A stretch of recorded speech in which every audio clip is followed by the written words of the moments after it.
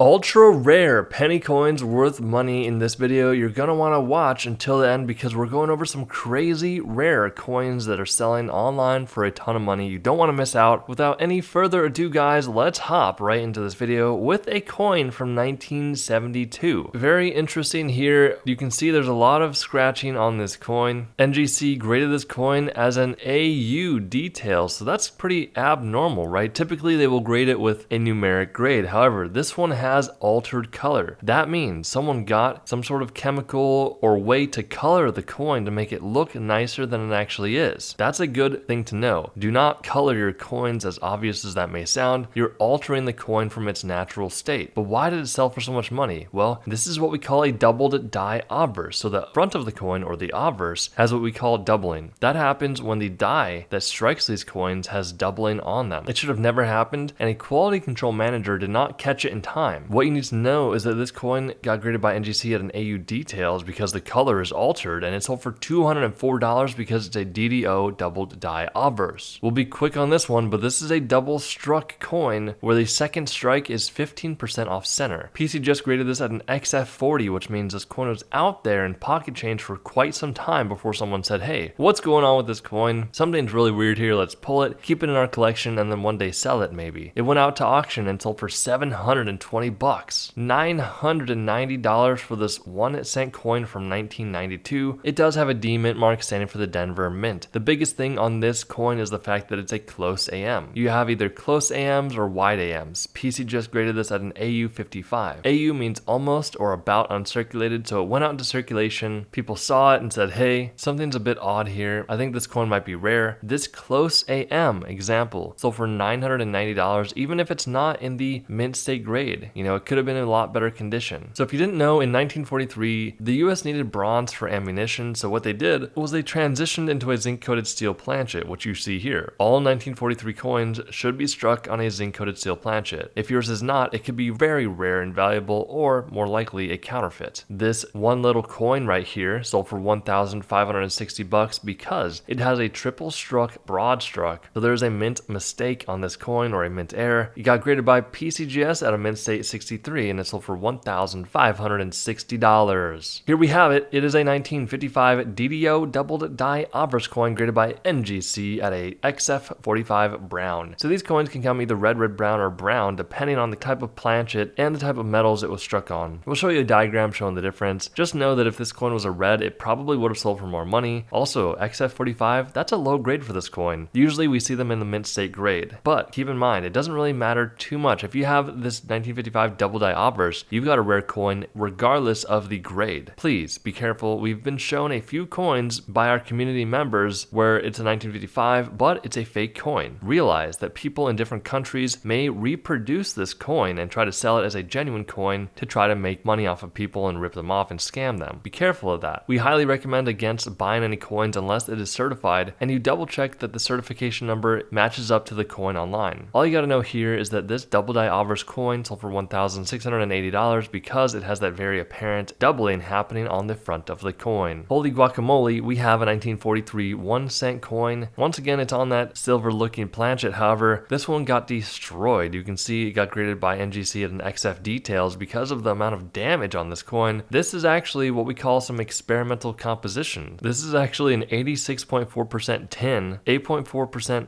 antimony, 8.1% copper, 1% vanadium. So back in the day, the US was experimenting with different types of metal compositions to see how well they would handle in circulation. So this is an experimental coin, and that's why it sold for $5,040. Oh yeah, here we go, $5,400 for this 1977 1 cent coin. Check this out. This is a proof coin, so proof coins are struck differently. They're done one by mint employees, but the big difference here is that backdrop or field looks like a mirror. It's very reflective. But why did this sell for $5,400? Mainly it's because this was accidentally struck on a dime planchet. So the piece of metal that typically dimes are struck on, this coin got struck on. That's a big mistake. Was it done on purpose? Possibly. But all we gotta know here is that if you have a coin that was struck on a dime planchet, it's gonna sell for some good money because this example sold for $5,400. $8,400 for this 1982 1 cent coin. So this is the coin that we have all been waiting for, guys, so pay close attention. This coin is a small date bronze transitional coin graded by NGC at an AU 58. planchet. Very, very rare coin. This is a discovery coin, so before the coin was discovered, no one knew that it even existed. This coin weighs 3.8 grams, and what you got to know is that in 1982, the mints made a transition from bronze planchets to copper-plated zinc planchets. This coin should have never been struck on this bronze planchet, but it was, and that's why it sold for $8,400. If you enjoyed this video, guys, do me a big favor, leave a comment down below saying that it was a great video, or let us know where we can improve, and we'll see you in the next video.